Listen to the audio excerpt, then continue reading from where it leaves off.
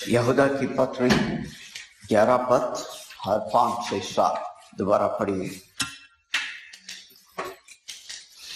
11 और 5 से 7 11 and 5 to 7। उन पर हाय कि वे केन समान चाल चकोर लाभ कमाने बिलाम गलती के पीछे लालच से भागे और पुरह के समान विरोध का नाश होने फिर जिन स्वर्गदूतों ने अपने पद को स्थिर न रखा वरन अपने निज निवास को छोड़ दिया, उसने उनको भी उस दिन के न्याय के लिए नकार में जो सनातन के लिए है बंधनों में। हमने कुछ उदाहरण देखा है। जो लोग संकट पैदा करते हैं उनको किसके तरह ये लोग है करके परमेश्वर ने बताया। और उसी के साथ साथ हम ये भी पढ़ते हैं कि 5 पद में कैसे लोगों को मिस्र देश से भी निकालने के बाद में उन्हें प्रतिज्ञा किए हुए देश के अंदर प्रवेश करने नहीं दिया। 4 पद में हम इस बात को पढ़ते हैं कि परमेश्वर ने उनकी विषय में कुछ पहले से ही निश्चय कर दिया। निश्चय ये है कि उनके ऊपर किस प्रकार के न्याय होना है। उसी को हम 5, 6 और 7 और 13 पद में देखते हैं। 5 पद में हम देखते हैं कि जो लोग विश्वास नहीं किए उन्हें नष्ट किया। हिब्रू 3 का 16 से 19 पद तक पढ़िए। और उसने किन से शपथ खाई कि तुम मेरे विश्राम में प्रवेश करने न पाओगे, केवल उनसे जिन्होंने आज्ञा न मानी। इस प्रकार हम कहते हैं कि वे विश्वास के कारण प्रवेश न कर। कैसे लोगों को परमेश्वर ने नष्ट किया? जो लोग विश्वास नहीं किए उनकी बातों पर।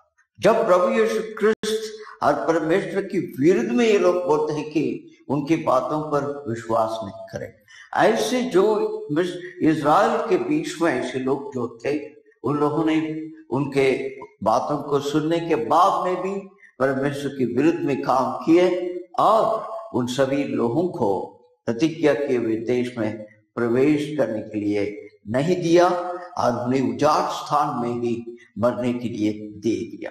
और 18 पद में हम ये बातें पढ़ते हैं किनसे या किसके बारे में उन्होंने ये शपथ खाई है कि ये लोग उनकी विश्राम में प्रवेश नहीं करेंगे। उनकी विश्राम में प्रवेश नहीं करेंगे मतलब परमेश्वर उनके लोग जब संग रहते हैं उस समय पर उनके बीच में जो संगति होता है वो एक विश्राम के समय जैसा है। मतलब मन के एक आराम और नई किस्म से मन को जोश से भरना, आनंद से भरना, इस प्रकार के एक जो विश्राम परमेश्वर की उपस्थिति में मिलता है। और ऐसी जो विश्राम में ये लोग प्रवेश करेंगे नहीं करके बोला वो उन लोगों को जो उनको उनकी बातों पर विश्वास नहीं। इसी को 19 पद में भी लिखा है कि ये लोगों ने विश्वास नहीं करने के कारण से, अविश्वास करने के कारण से इस प्रकार से हुआ है करके लिखा। अब लिखा लिए भजन संगीत 106 का 26। तब उसने उनके विषय में शपथ खाई कि मैं उनको जंगल में नाश करूंगा। उनके विषय में, किनके विषय में? जो लोग विश्वास नहीं किए उनकी विषय। अब हमारे सामने यही सवाल बार बार उठता है।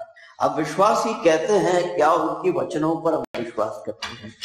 उनकी सलाह पर हम विश्वास करते हैं? हम अपनी मर्जी से कुछ बातें करने के बाद में कह लेते हैं कि प्रभु ने अगुवाई की या परमेश्वर ने हमें सलाह दिया।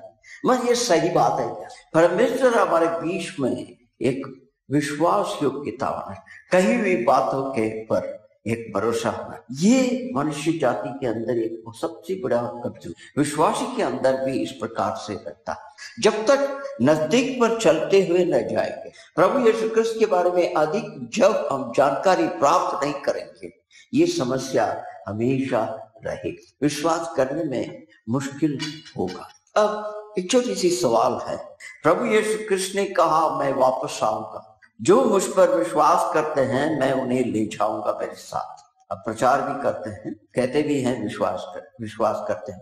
मगर कितने मसीह लोग दावा कर सकते हैं कि ये सच है, मैं बिल्कुल इस पर भरोसा करता हूं। हृदय पर जांच कर देखना चाहिए। इस प्रकार की एक अटल विश्वास जो मन के अंदर होना बहुत कठिन है, मगर परमेश्वर इसी को चाहा। मूसा ने इज़राइल के विषय में ये सवाल नहीं किया कि आपने मुझे तो भेज रहे हैं, आरन को भी मेरे साथ में दे रहे हैं, यदि फिरौन ने छोड़ दिया तो भी मैं इतने लोगों को कैसे संभाल कर लेके आऊं।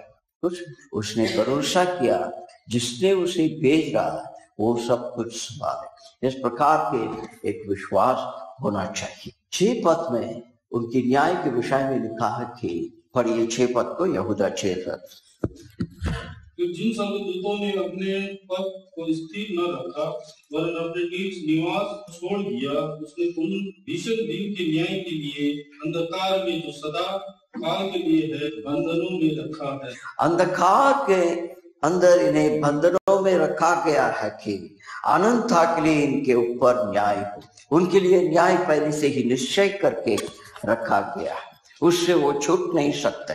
हिब्रू 10 अध्याय की 27 पर शत्रुओं को भस्म करते आग से न्याय करने वाले ही करके हमने पढ़ा दी। परमेश्वर के न्याय से ये लोग बच नहीं सकते, इसलिए हम इस बात पर ध्यान देना चाहिए हम किसके ऊपर भरोसा करते हैं। कलीसिया किस किस्म के प्रचार में हम विश्वास, किस किस्म की शिक्षा पर हम अपने भरोसा कर लगाते हैं। सब कुछ दिखने में सही लगेगा, और जब तक आपको खुद को पवित्र आत्मा के नजदीक में होते हुए वचन को पढ़ने के द्वारा उस आत्मा को परखने का सामर्थ्य नहीं मिलेगा, आप पहचान नहीं सकते। ये 2 शब्द इधर उधर, उसके द्वारा गड़बड़ पैदा। इस प्रकार से तो झूठे शिक्षा सब प्रवेश, झूठे शिक्षक भी इसी तरीका से प्रभावित हो जाते हैं और अपने दबाव में लोगों को लेके भी आ जाते। इसलिए हम संभाल कर इस बातों पर रहना चाहिए।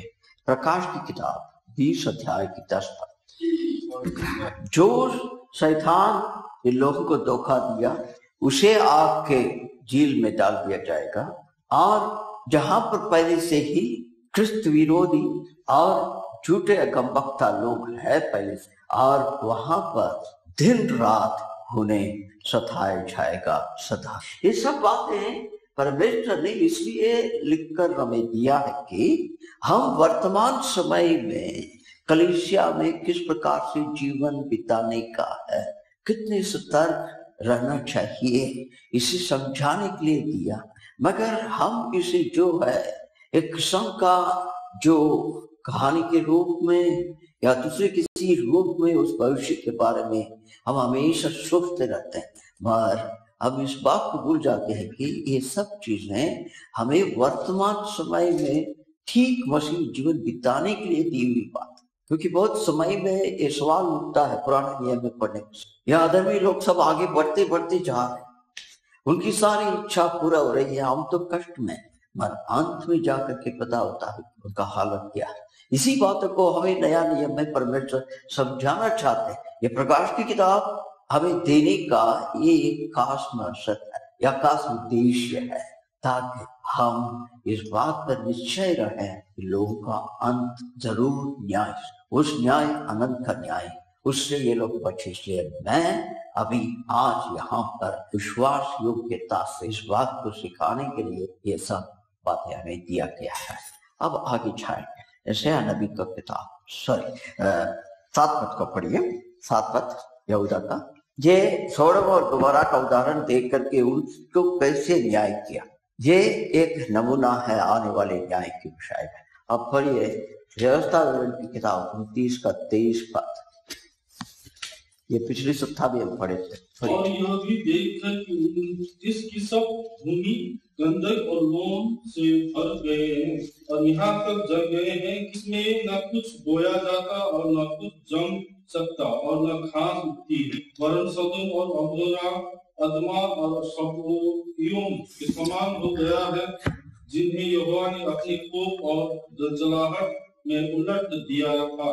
उस जगह में कुछ भी उत्पन्न नहीं, अब इतने साल बीत चुका है, वहां पर कुछ नहीं। इस प्रकार की हालात इन लोगों फलदायक नहीं होंगे, हमेशा के लिए परमेश्वर से अलग रहना पड़ेगा। इस प्रकार की हालात में लोग पहुंचेंगे। कौन लोग? ये जो संकट पैदा करने वाले जो कलीसिया जो मसीह नहीं है या मसीह के विरुद्ध में बातें बोलते रहते हैं, उनके हर बातों के ऊपर कुछ न कुछ कहते रहते हैं। इसलिए हम ये भी होशियार रहना चाहिए। ये मैं सलाह देना चाहता हूँ कि आजकल इंटरनेट सभी के हाथ में होने के कारण मसीह शिक्षा जैसे ही दिखने वाली बहुत सारे किताबें आपको मिलेगा। उस सब किताबों से सतर्क, बहुत होशियारी से रहना। जो बाइबल के अंदर जोड़ा नहीं किया है, ऐसी किताबों के ऊपर अधिक भरोसा करना नहीं चाहिए और उस पर लिखी हुई बातों को लेकर के बाइबल में लिखे हुए सत्यता के विषय में सवाल नहीं करना चाहिए। ये हमारे विश्वास नष्ट, क्योंकि पवित्र आत्मा ने हमारे हाथ में दी हुई ये पवित्र शास्त्र हमारे लिए एक संपूर्ण किताब, इससे अधिक परमेश्वर चाहा। इसलिए हम संभाल कर रहना चाहिए इन बातों के ऊपर। यशायाह नबी का किताब 33 अध्याय 14 पद। सियोन के पापी थरथरा गए हैं, भक्तिहीनों को कपकपी लगी है। हम में से कौन प्रचंड आग में रह सकता है? हम में से कौन उस आग में बना रह सकता है जो कभी नहीं बुझेगी? ये किस्म का डर उन्हें पकड़ लिया। जैसे समय निकट होते ही जाएगा, ये भय उनके हृदय में छा जाएगा और वो भय जो है उनके अंदर ये प्रश्न को उठाएगा कि हमसे कौन बचेगा इस आग, और हम में से कौन इस आग में जाने वाला। इस प्रकार के बहुत सारे सवाल उठेगा। मत्ती 25 अध्याय के 41 पद। तब वो बानी और वालों से कहेगा, हे श्रापित लोगों, मेरे सामने से उस अनंत आग में चले जाओ जो शैतान और उसके दूतों के लिए तैयार की गई है। ये सिर्फ सोचा प्रचार करने के समय पर बताने की बात नहीं है कि नरक की आग आपके लिए नहीं है, शैतान और उनके दूतों के लिए करके, यह हमारे लिए भी है। जो श्रापित लोग होंगे उनसे कहेगा कि आप सभी लोग अनंत के आग में चले जाए। श्रापित व्यक्ति कौन है? जो सत्यता को इनकार करता, सत्यता को पहचानते हुए भी उसके विरुद्ध में चलता है। उसको कैसे कौन बचा सकता? ये लोग सब जगह में जाएंगे। 13 पद को पढ़िए यहूदा का। ये जो इस प्रकार की एक न्याय किसके लिए रखा गया? यहाँ पर हम पदों में पढ़ते हैं, जो अधार्मिकता में काम करते हैं और जो लोग ख्रिस्त के विरोध में बातें बोलते हुए आते हैं और भक्तिहीनता के साथ में भक्तिहीनता के काम को करते रहते हैं, इन लोगों के ऊपर ऐसे न्याय आएगा। प्रकाश की किताब 14 अध्याय 10 और 11। तो वह परमेश्वर के प्रकोप को मंदिर में जो बिना मिलावट के उसके क्रोध की कटोरे में डाली गई है पिएगा, और पवित्र स्वर्गदूतों के सामने और मेमने के सामने आग और गंधक की पीड़ा में पड़ेगा, और उसकी पीड़ा का धुआं युगानुयुग उठता रहेगा। और जो उस पशु और उसकी मूर्ति पूजा करते हैं और जो उसके नाम की छाप लेते हैं, उनको रात दिन चैन न मिले। यहाँ पर महासंकट के समय पर जो कुछ भी होगा उसकी परिस्थितियों को बता करके इस बात को बताते हैं कि जो लोग झूठे जो ख्रिस्त है उस पर उसको उपासना करेंगे और उसके द्वारा निर्माण किए हुए मूर्ति के सामने सिर झुकाएंगे, और जो लोग उनकी नाम की छाप को अपने ऊपर लेंगे, ये सभी लोग उस स्थान पर जाने वाले। आज भी जैसे हमने पहले यूहन्ना की किताब में बहुत सारे ख्रिस्त विरोधी हमारे बीच में हैं और ये लोग सब उस नाम के लिए लड़ाई कर रहे हैं जो नाम ख्रिस्त विरोधी का नाम, और इन सभी लोगों का अंत इस प्रकार से होगा। प्रकाश की किताब 21 अध्याय उसका 8 पद। यहाँ पर कौन कौन उस न्याय के अंदर प्रवेश करेंगे स्पष्ट लिखा।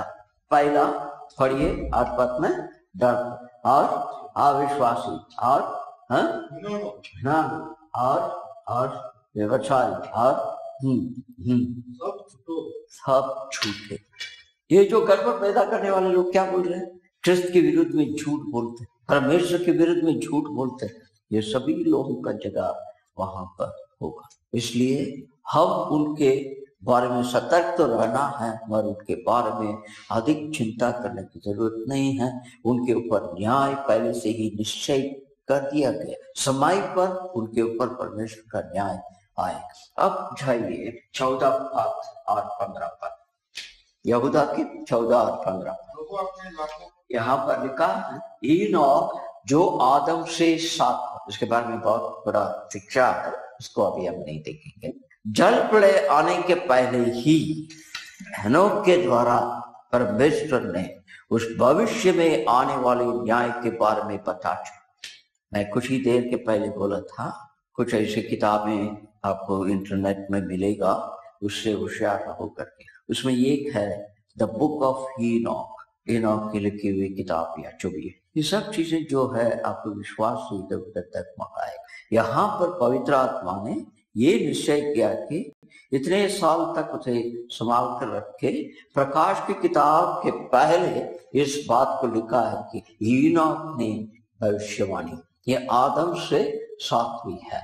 आदम से 7वीं कैसे हो गया, आप उसके लिए उत्पत्ति का किताब में जाना होगा। ये सेत के पीढ़ी से इसे गिनती किया जाता है। बीच में दूसरे कैन वगैरह उन लोग जो थे उनके साथ में इनको जोड़ा नहीं, इन्हें परमेश्वर की संतान करके कहा जाता है। और ये 7वीं व्यक्ति जो है इस प्रकार से भविष्यवाणी किया, प्रभु आ रहा है और 10,000 मतलब 10,000 फुट नहीं है, 10,000 करके वहां पर हिंदी में कैसे लिखा, जो आदम 7 में उनके लाखों संत जनों के साथ आ रहा है न्याय करने। हिब्रू भाषाओं में वगैरह जो है, ये हमारे अभी का आज का भाषा के जैसे ये सब शब्द नहीं है, इसलिए थाउजेंड्स इतना ही कुछ जो आपने देखे होंगे पुराना नियम में भी। जैसे आज भी ये लाख जो है वो भारतीय भाषा से, अंग्रेजी नहीं। करोड़ भी अंग्रेजी भाषा नहीं है, भारतीय, मगर उसे उन लोगों ने स्वीकार किया। उनका तो मिलियन, बिलियन, ट्रिलियन, 100,000 ऐसा है। इसी प्रकार से यहाँ पर लिखी हुई बात यह है कि लाखों मतलब इतने बड़ी भीड़ होगी, ऐसे संत जनों के साथ में प्रभु आ रहा है और वो इन सारे लोगों के ऊपर न्याय करने के लिए आता है। और जब न्याय करने के लिए आएगा, उनको इस बातों को उनको जो स्तुति दिलाएगा कि तुम लोग किस प्रकार के अधार्मिकता जीवन बिताया और किस प्रकार के अधार्मिकता का काम तुम लोगों ने किया है और कैसे कैसे बातें आप लोगों ने कहा है या बोला है। ये सब भक्तिहीनता से भरे हुए पापियों के विरुद्ध में, और ये लोग मसीह के बारे में बहुत विरुद्ध बातें कहा, इस सब के ऊपर न्याय जरूर होगा। बहुत से एक कल्ट लीडर्स होते हैं, प्रीचर्स कहते हैं, वो लोग ऐसे ऐसे बातें कहते हैं। एक व्यक्ति ऐसे भी बोला है एक मीटिंग में कि मैं ही मसीह हूँ। ऐसे सब लोग जो बहुत ऐसी बातें कहते हैं, ये सब के विरुद्ध में न्याय जरूर होगा। अब हम इसे देखेंगे ये लोग के बारे में क्या लिखा। ये जो गड़बड़ पैदा करने वाले लोग जो अपने ही रास्ते पर चलना चाहते हैं, ये लोग अनाज्ञाकारिता से भरे हुए लोग हैं और ये लोग परमेश्वर के अनुग्रह के ऊपर कोई उसको मान्यता नहीं दी। और ये लोग जो है कभी भी परमेश्वर की उपस्थिति में रहना पसंद नहीं करते और ये लोग दूसरों को गिराने में ही लगे रहते हैं और वो लोग गिरने से उसको देख करके खुश हो जाते हैं। और ये लोग जो है अधर्मिकता को फल को बहुत पसंद करते हैं और आर्थिक फायदा को सबसे उत्तम मानते हैं दूसरी चीज। और ये लोग जो है परमेश्वर के विरुद्ध में चलने वाले लोग हैं और परमेश्वर के ओर से दी हुई अधिकार के ऊपर ये लोग विरोध करेंगे और ये लोग जलन से भरे हुए लोग और ये लोग विश्वास कभी भी परमेश्वर की बातों पर या परमेश्वर के ऊपर भरोसा नहीं और परमेश्वर को ये लोग हमेशा परीक्षा करते रहेंगे अपने काम के द्वारा और उनकी महिमा और उनके काम को देखने के बाद भी इस प्रकार के काम करेंगे और उनकी आवाज को कभी भी नहीं सुनते हैं और परमेश्वर की ओर से प्रतिज्ञा किए हुए चीजों को ये लोग तुच्छ मानेंगे और उनके वचनों पर भरोसा नहीं करते और ये लोग अपने अंदर अंदर जो गुट करते रहते या गनगन करते रहते और दुष्ट चीजों के पीछे हमेशा लगे हुए रहते हैं और दूसरों को प्रभु के ऊपर विश्वास करने से रोकते हैं या उन्हें खींचते। अरे ऐसे कैसे होगा, ऐसे ये सब ठीक है, पढ़ने से ठीक है, वचन में लिखा है ठीक है, मगर वास्तविक जीवन में ऐसे होगा क्या? तुम विचार करके देखो। ऐसे जो है परमेश्वर पर विश्वास करने वाले लोगों को ये लोग डिस्करेज, ये ऐसे लोगों के ऊपर जरूर न्याय आएगा। और ये लोग सत्यता पर रहना पसंद नहीं करते हैं और ये लोग झूठ बोलने वालों को हमेशा पसंद करते हैं और ये भी कभी भी तृप्त हुए जीवन में नहीं रहते हैं, हमेशा कुछ न कुछ अधिक चाहिए करके चाहते हुए रहते हैं। और ये लोग जो है आशीष की जगह को छोड़कर परमेश्वर से दी हुई आदर, परमेश्वर से दी हुई जो सम्मान को छोड़कर अपने ही रास्ते पर चलने के लिए पसंद करते हैं। ये भी रिबेलियस, मतलब ये लोग जो आज्ञाकारी नहीं रहते हैं, आज्ञा उल्लंघन करने वाले रहते हैं और ये लोग जो है खुद को धोखा देते हुए दूसरों को भी धोखा देने वाले, खुद भी धोखा में रहते हैं और दूसरों को भी धोखा देते हैं। और ये लोग जो है दुष्टता से भरी हुई पापी लोग हैं और ये लोग बिल्कुल जैसे हमने सोडम और गोमोरा के बारे में पढ़ते हैं, परमेश्वर के सामने ऐसे भ्रष्ट चीजों को करते हैं और अपने मन की घमंड में रहते और उनके अंदर हर चीजों की प्रशस्तता होने के कारण से भविष्य के बारे में कभी भी नहीं सोचते। जैसे सुसमाचार में हमने वो एक दृष्टांत को पढ़ते हैं, एक धनी व्यक्ति ने क्या किया, उसका फसल ज्यादा होने के कारण से उसने क्या किया, खाओ पियो मौज करो, कल के बारे में उसने न्याय के बारे में कभी विचार नहीं। इस प्रकार के जीवन बिताते हुए रहते हैं और कभी भी प्रभु में जो गरीब है और प्रभु में जरूरतमंद है, हमेशा हम ऐसे बातों को आर्थिक बातों से ही जोड़ते हैं, आर्थिक बातों से ही नहीं है, आत्मिक कलीसिया के अंदर बहुत आत्मिक सामर्थ्य भोजन को आवश्यकता है, उसके बारे में फिक्र ही नहीं, अपना हो गया बस खत्म, ऐसे होते। और उनके पाप जो है बहुत गहराई का पाप, ऐसे नहीं। कलीसिया परस्पर एक दूसरे के लिए चिंता करने वाले, आर्थिक चीजें आवश्यक है, हमारे शरीर हमारे सब अच्छा होना चाहिए, वो सब सही बात है, हमारे वर्तमान जीवन के लिए आवश्यकता चीज चाहिए, सब सही है, इससे भी बढ़कर है कलीसिया। इसलिए तो प्रभु ने अपने प्रचार में इस प्रकार से, ये सब चीजों से तो संसार के लोग भी तो चिंतित है, मगर तुम्हारा और उनमें क्या फर्क, इतना ही तो फिक्र करो। इसलिए हर विश्वासी का कोशिश यही होना चाहिए, प्रार्थना करके परमेश्वर से मांगे, क्या मांगे, प्रभु जी मुझे वचन के ज्ञान और उस वचन के ज्ञान के द्वारा मैं मेरे सहायक विश्वासी, मेरे भाई मेरे बहनों को मैं सहायता कर। ये लक्ष्य जब तक हमारे दिल में नहीं बने तब तक हम कलीसिया को उन्नति के ओर नहीं, कलीसिया को मजबूती रूप में हम देख नहीं सकते। इस ध्यान, ये बड़ी गंभीर बात है। यदि प्रेरित लोग उतना कष्ट नहीं किए होते तो हमारे लिए आज फायदा होता। प्रेरितों के बाद में आए हुए पीढ़ी लोग हमें नहीं जानते हुए भी हम लोगों के लिए कितना परिश्रम, वो नहीं हुए तो अब कहा।